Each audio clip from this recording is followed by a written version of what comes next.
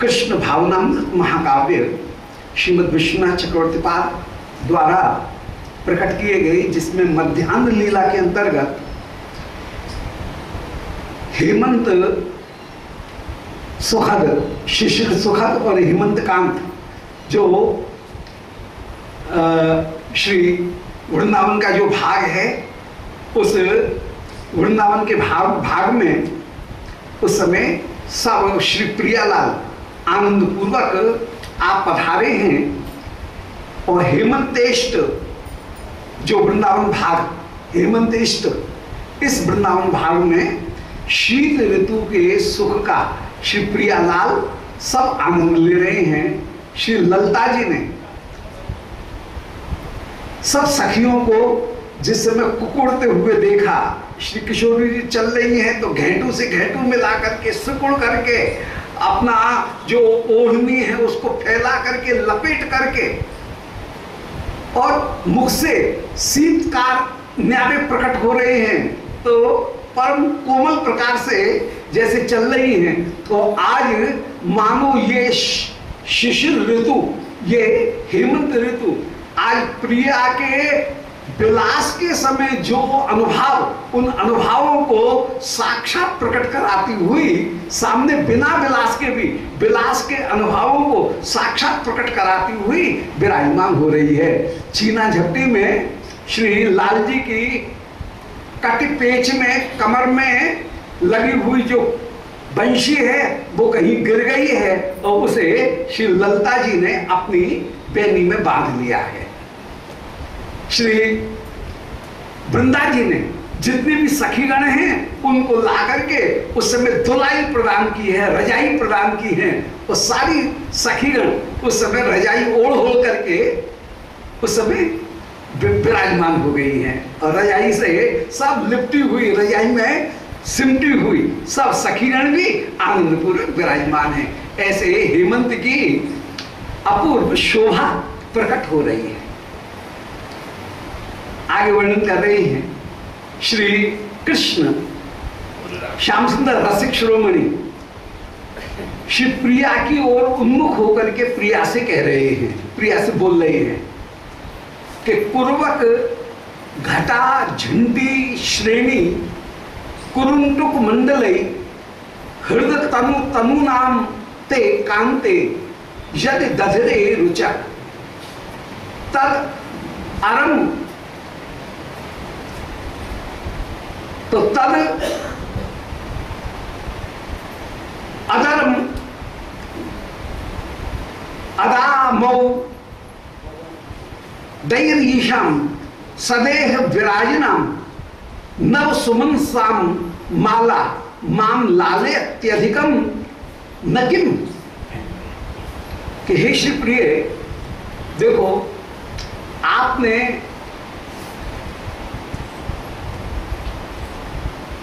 जो सुंदर पुष्प माला धारण कर रखी है, ये पुष्प माला नव सुमनसाम माला माम लालयति अधिकम न किम, ये माला मेरे मन में अत्यधिक स्पृहा धारण करा रही है।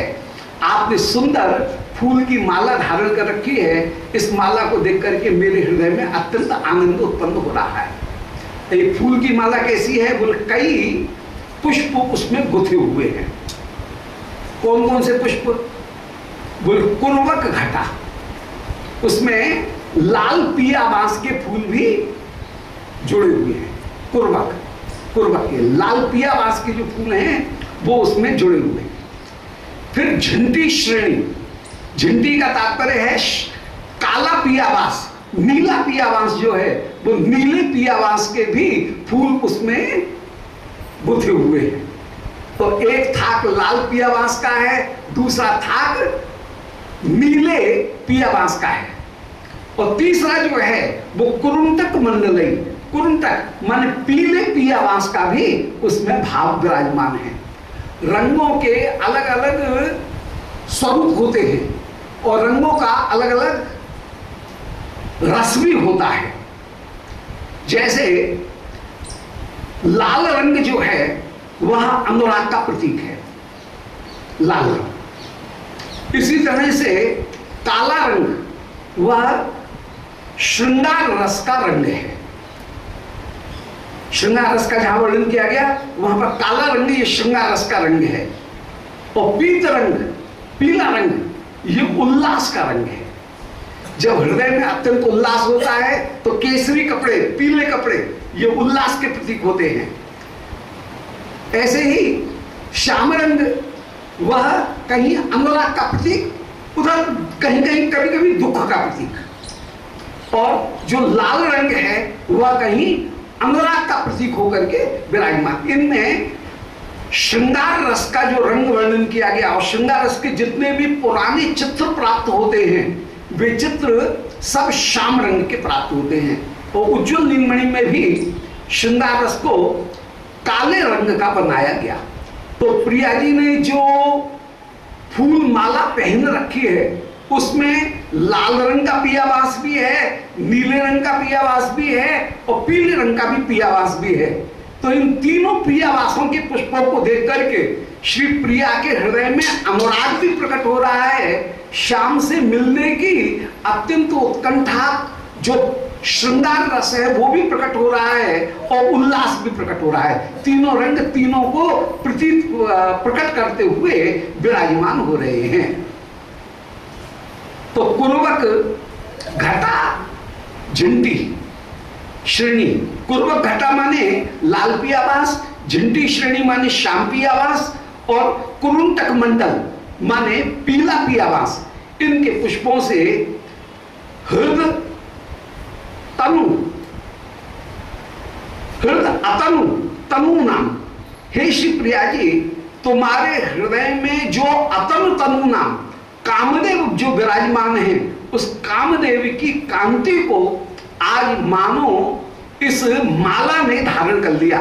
जो कामदेव आपके हृदय में विराजमान है, आप उस कामदेव की कांति को ही ये माला धारण करके विराजमान हो रही है। और इसके तीनों रंग के जो पुष्प हैं वो अनुराग, श्याम सुंदर से मिलन की उत्कंठा और उल्लास, इन तीनों को प्रकट करते हुए विराजमान है। अनुराग उसका नाम जहां सतत उपभोक्तमान होने पर भी जो वस्तु नित्य नूतन प्रतीत हो उसका नाम है अनुराग। सदा प्यारे को देखती है, परंतु जब जब भी देखती है तब तब ऐसा लगता है कि पहली बार देख रही हूं, और उसमें नित्य नूतनता की प्रतीति होती है। तो ये अनुराग, कुर्वक या लाल पियावास उसी अनुराग को प्रकट कर रहा है। झंडी का तात्पर्य है सर्वात्मना प्यारे के प्रति समर्पण करने की जो भावना है वो ही श्याम पियावास के रूप में, नीले पियावास के रूप में सामने प्रकट हो रही है। और जो कुरुंटक मंडल है वो ही प्यारे से मिलने की नित्य नवीन उत्कंठा, उस उत्कंठा को, उल्लास को प्रकट करने वाला है। केसरिया रंग उल्लास का प्रतीक होता है, श्याम रंग प्यारे से मिलकर के प्यारे में समा जाने का प्रतीक होता है, और लाल रंग नित्य नूतनता या अनुराग का प्रतीक होकर के विराजमान है। तो हृद अतनु तनु नाम, ये कामदेव के जो भाव हैं, इन भावों के कारण ही हे कांते यतो दधरे रुचा, इस माला ने अपूर्व रुचि को, कांति को धारण कर लिया है। तत् अदरम, इस समय अदर रूप में माने स्वल्प रूप में, दामो ये ऐशान दामोदय, ये आज अपूर्व जो मोद जो है, आमोद जो है, वो अपूर्व आमोद को प्रकट करते हुए ये माला अपूर्व से विराजमान हो रही है। तो ऐशाम माने इन पुष्पों ने सदेह विराजनाम माने हृदय के जो भाव हैं वे ही इन पुष्पों के रूप में, अदर माने पर्याप्त रूप में, आमोदय माने आमोद सहित यहां पर पुष्प के रूप में मूर्तिमान होकर के हृदय के भाव सामने आ गए हैं। तो माला में जो फूल हैं वो फूल नहीं है, बल्कि वे ही हृदय के भाव ही मूर्तिमान होकर के सामने आ गए हैं। सदेह विराजनाम, ये सदेह विराजमान हो गए हैं। नव सुमन साम माला, ऐसे नव पुष्पों की माला माम लालयति अधिकम न किम, क्या मुझे अधिक लालित नहीं कर रही है। यहां पर भाव उसका कोई आकार नहीं होता है, परंतु भाव ही जब संधिनी शक्ति से युक्त होकर के नेत्र का विषय बन जाता है तो वही महाभाव स्वरूपा श्री प्रिया उनके श्री अंग का श्रृंगार बन करके विराजमान हो जाता है। जैसे लज्जा रूपी जो भाव है आनंदात्मक है, श्री श्याम सुंदर के 3 गुण हैं, लावनी संधिनी संबित। तो जो आह्लादनी स्वरूप, आह्लाद स्वरूप जो लज्जा है, एक भाव है, एब्स्ट्रैक्ट है, उसका कोई आकार नहीं है, परंतु वो भाव ही, लज्जा रूपी भाव ही जब संधिनी शक्ति से युक्त होकर के विराजमान हो जाए तो वो लज्जा ही नीली साटिका बन जाएगी। और श्री प्रिया जी ने जो नीली साड़ी धारण कर रखी है, यह अनुराग ही लाल साटिका बन करके, साड़ी बन करके विराजमान हो जाएगा। ऐसे प्रिया के हृदय में जो मान का भाव है, वो मान का भाव ही यदि संधिनी शक्ति से युक्त होकर के, सत्गुणों से युक्त होकर के, संधिनी शक्ति से युक्त होकर के वही नेत्र का विषय बन जाए तो वो मान ही कंचुकी बन जाएगी। ऐसे ही कृष्ण नाम रूप गुण को श्रवण करने की जो इच्छा है, वो इच्छा ही यदि कभी साक्षात स्वरूप धारण करके, संधिनी शक्ति के स्वरूप को धारण करके यदि वो विराजमान हो जाए तो वो जो श्रवण, कृष्ण नाम रूप गुणों को श्रवण करने की जो इच्छा है, वो इच्छा ही स्वाभाविक रूप में श्री प्रिया जी के काम का कुंडल बन करके वह विराजमान हो जाएगी। तो ये रस की एक अपूर्व रीति है कि यहां पर जो वस्तु है वो वस्तु ही श्रृंगार बन करके, संधिनी शक्ति से युक्त होकर के श्रृंगार बन करके वह विराजमान हो जाती है। तो ये अपूर्वता यहां पर विराजमान है। श्री प्रिया का जितना भी श्रृंगार है वो श्रृंगार भाव रूप न रह करके वह साक्षात स्वरूप बन करके सामने विराजमान हो जाता है। और उस समय श्री प्रिया के फूले फवे अंग प्रत्यंग, बलगत बीणासी अपूर्व देह,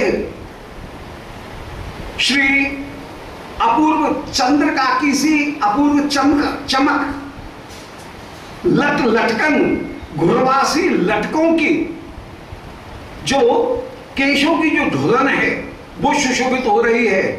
झलमल विमल कपोल, रस रंग मगे नयन, दमकत दसनावली, सरगुण अचगरे गुणशाली आपके नयन, चंपक पुष्प जैसी नासिका, गोर गरब गरेरी माने हार उनकी झूमन, किंकनी की बाजनी, कर कंगनों की झंकार, अतरोटन की महक, फरिया की ठहरान, नूपुर की सिंजन, आभरण की बाजनी, मदन मोरन की मुरन।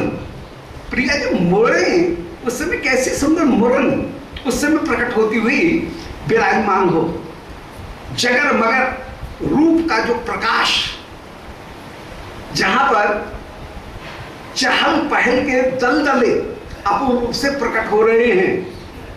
उमंग भरी भिड़न श्याम सुंदर के साथ में, यहां भिड़ भिड़ करके उमंग के साथ में श्री प्यारे के साथ में मिलती हुई बात कर रही हैं। जहां अटक झटक भरी चटक चलन अपूर्व रूप से विराजमान है। जहां पर छल भरी चटकन अपूर्व रूप से विराजमान, और श्री श्याम सुंदर के साथ में बाबरी बेहरन अपूर्व रूप से विराजमान। तो उस बाबरी बेहरन का क्या वर्णन किया जाए, जहां पर श्याम सुंदर के साथ में मिलते हुए बाबरी होकर के ही ये विहार करती हुई विराजमान।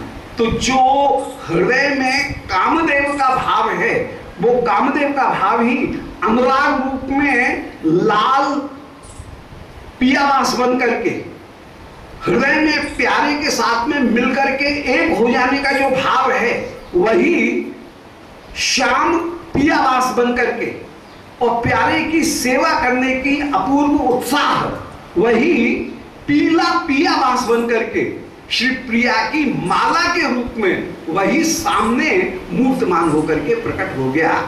ऐसी सुंदर माला श्री किशोर जी ने धारण कर रखी है और वो माला की जो लहरान है, वो लहरान अद्भुत होकर के सुशोभित हो रही है। श्री श्याम सुंदर उसी माला का वर्णन कर रहे हैं कि नव सुमन सा माला माम लाल्यत्यधिकम न किम।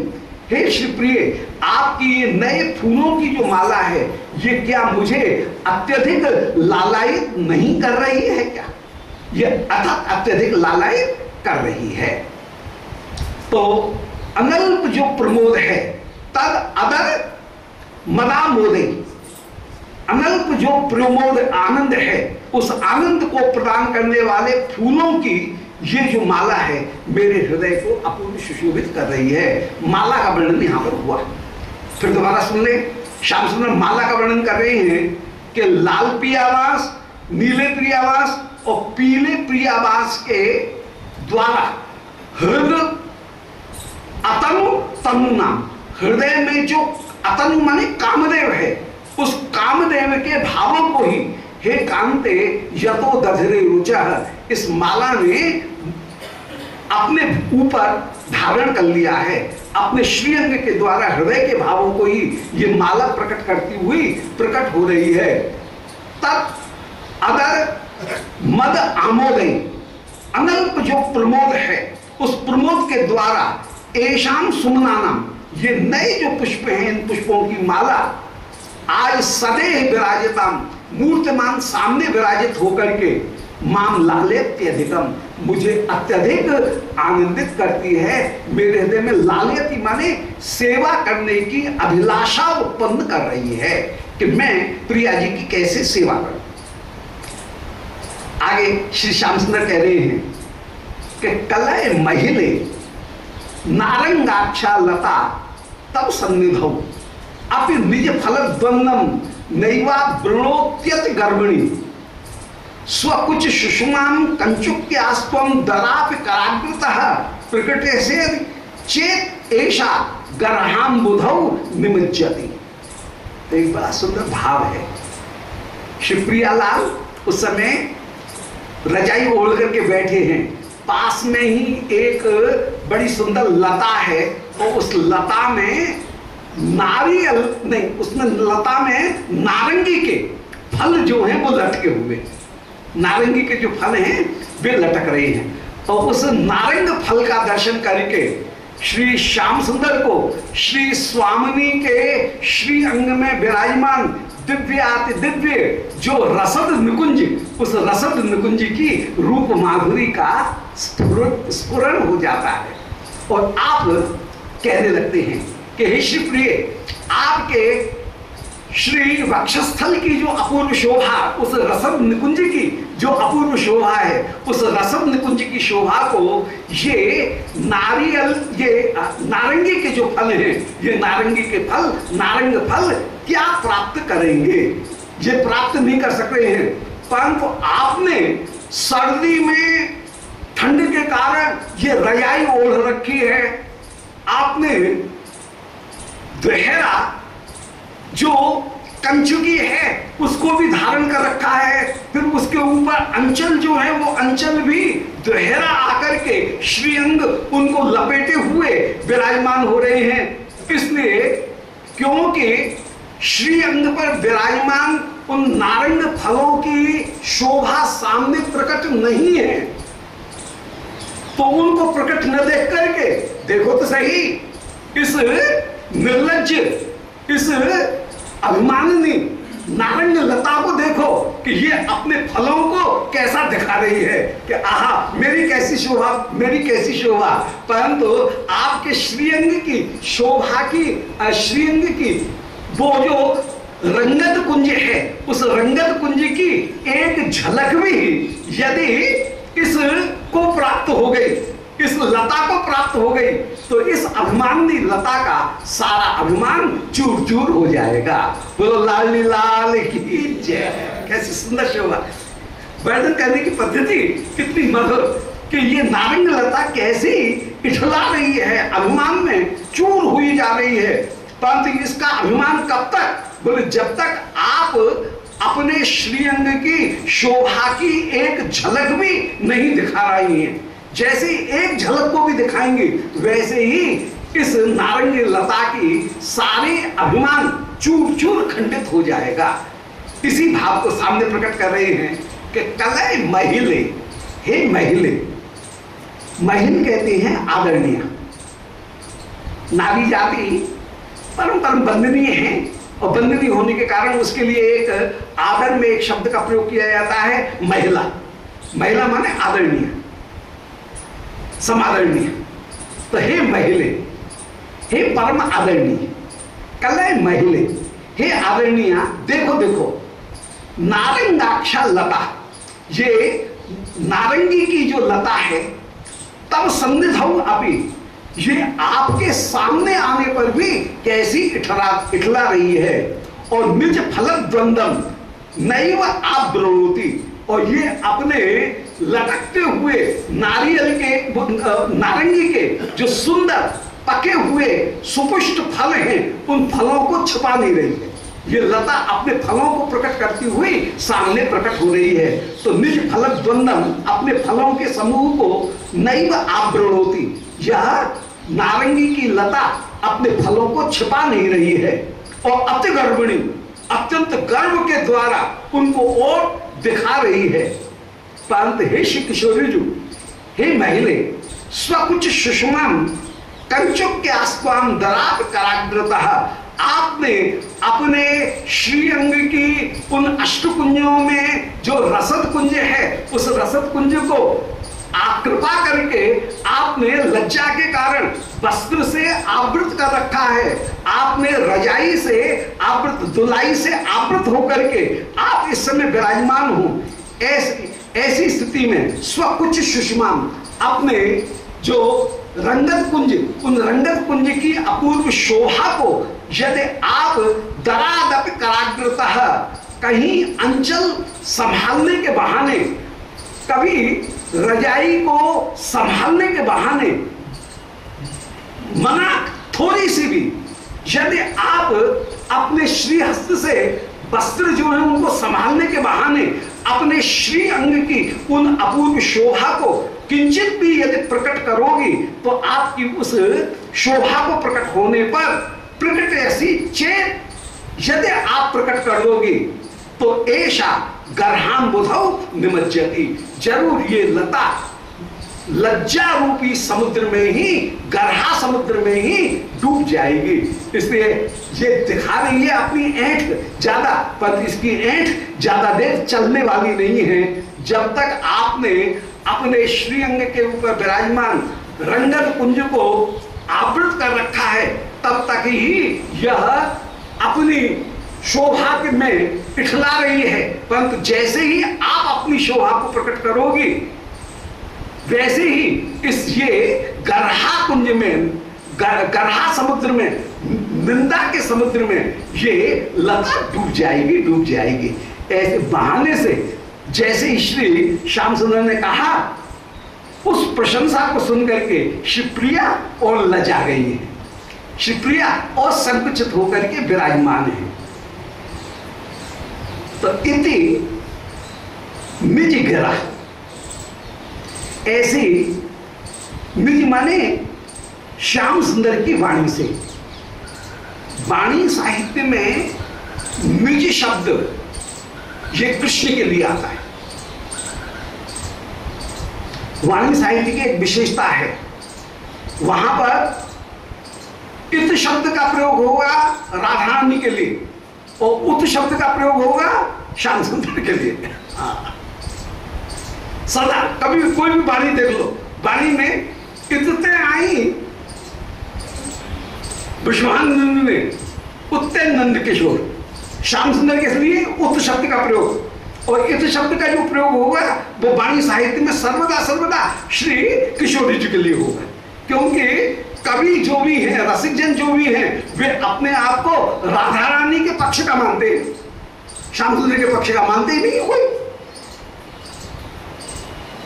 तो इससे आई कुमार राधिका उत्तर नंद किशोर, तो इत और उत ये शब्द अपने आप ही वाणी साहित्य के बड़े सार्थक शब्द हैं। इत शब्द का जब भी प्रयोग होगा तब राधारानी का ही बोध होगा, उत शब्द का जो भी प्रयोग होगा तब श्याम सुंदर का प्रयोग होगा, और निज शब्द का जो प्रयोग होगा, आप बोले, आप आज्ञा कर रहे हैं, आप शब्द का जो कहीं प्रयोग आएगा तो आप माने कृष्ण।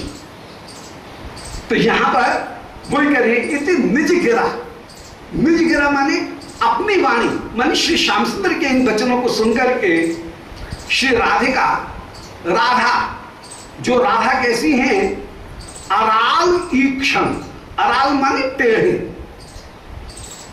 श्री विश्वनाथ चक्रवर्ती जी की एक बहुत बड़ी काव्य की विशेषता सब रसिकजन अनुभव कर रहे होंगे कि ये सर्वदा संधि का प्रयोग करते हैं। क्यों? बोले युगल सरकार के मिलन का वर्णन चल रहा है ना, तो मिलन में सना संधि तो रहेगी, इसलिए कभी भी जब भी कोई वर्णन करने के लिए बैठते हैं तो संधि का प्रयोग तो इतना ज्यादा करते हैं कि बस। तो इति निज गिरा राधा अराल ईक्षण, आज राधिका अराल माने टेढ़े ईक्षण से युक्त होकर के विराजमान हैं। श्री किशोरी जी तिरछी दृष्टि से श्याम सुंदर जब ऐसी बात कर रहे हैं, तो चंचलता की बात जब कर रहे हैं, तो शिवप्रिया जी तिरछी दृष्टि से श्याम सुंदर को निषेध कर रही है।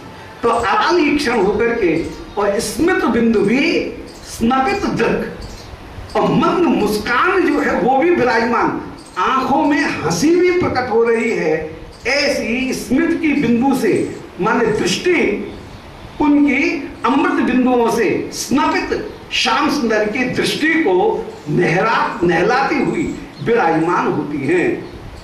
और वन्याम अन्याम विवेश सकेशवा, जब प्रिया ने कटाक्षी की दृष्टि से श्याम सुंदर को टोका और अपनी मंद मुस्कान रूपी दृष्टि से जब कहीं प्यारे को रोका, और मंद मुस्कान दृष्टि से रोकना, देखना, यही श्री किशोरी जी की श्याम सुंदर को मानो मिलन की अनुमति प्रदान करना है। जय जय जय। ये मंद मुस्का करके जो देखना, ये अनुमति प्रदान करना, क्योंकि रस की रीति ये है कि नायिका मुख से मिलन की प्रार्थना कभी नहीं करती हैं, परंतु श्री किशोरी जी भंगिमा के द्वारा श्याम सुंदर से मिलन की अनुमति प्रदान कर देती। न पारे हम चल तुम नैमाम यत्रते मना, ऊपर से मुख से बोला जा रहा है श्री रासलीला में, रास पंचाध्यायी में, कि न पारे हम चल तुम, मैं आगे नहीं चल सकती हूं, नैमाम यत्रते मना, जहां तुमको ले जाना हो वहां ले जाओ। अब यहां पर मिलन की अनुमति कितनी रसपूर्ण प्रकार से प्रदान की, निषेध किया जा रहा है परंतु मिलन की अनुमति दी जा रही है। ऊपर से निषेध है परंतु नैमाम यत्रते मना है, ये मिलन की अनुमति है। तो ये नायिका का सहज स्वभाव है कि वह मिलन की प्रार्थना मुख से नहीं करती है, नायिका शिरोमणि विश्वानंदिनी, परंतु भंगिमा के द्वारा मिलन की अनुमति प्रदान कर देती है। तो यहां पर भी श्री श्याम सुंदर के वचन को सुनकर के प्रिया एक और तो अराल दृष्टि कर रही हैं, वक्र दृष्टि से श्याम सुंदर को देख रही हैं, परंतु वक्र दृष्टि में जो मुस्कान है वो मुस्कान श्याम सुंदर को जैसे मिलन की अनुमति प्रदान करते हुए भी विराजमान हो रही है। बोलो लाली लाल की जय। तो मिलन की अनुमति जो है वो भी प्रदान कर दी है। तो स्मित बिंदु भी स्नापित दृढ़, श्री श्याम सुंदर को कटाक्ष के द्वारा ही नहला दिया है, और उस समय श्री श्याम सुंदर प्रिया की अनुमति प्राप्त करके उठे और उठ करके वन्याम अन्याम विवेश सहा, अन्य वन में आपने प्रवेश किया। अब ये वन कौन सा है? बोले ये वन है शिशिर सुखधाम। अब शिशिर सुखदा नामक श्री वृंदावन के प्रदेश में अब प्रियालाल ने प्रवेश किया। शिशिर सुखद जो वन है उसमें प्रवेश किया है। अभी हेमंत कांत वन में थे, अब हेमंत कांत से शिशिर सुखद जो वन है वो शिशिर सुखद वन में श्री प्रियालाल दोनों के दोनों पधारे। 6 ऋतुओं के 6 वन हैं श्रीमद वृंदावन में, और उनमें अब शारदा मोद जो है वो शारदा मोद से हेमंत कांत वन में आए। हेमंत कांत वन उनसे बढ़कर के अब शिशिर सुखद जो वन है उसमें श्री प्रियालाल पधारे। तो शिखर शिशिर सुखदाम याम आसम नाम ब्रजाखिल पद्मनि अविरत अविद्योतो द्योतो धिदिनो अभिपद्य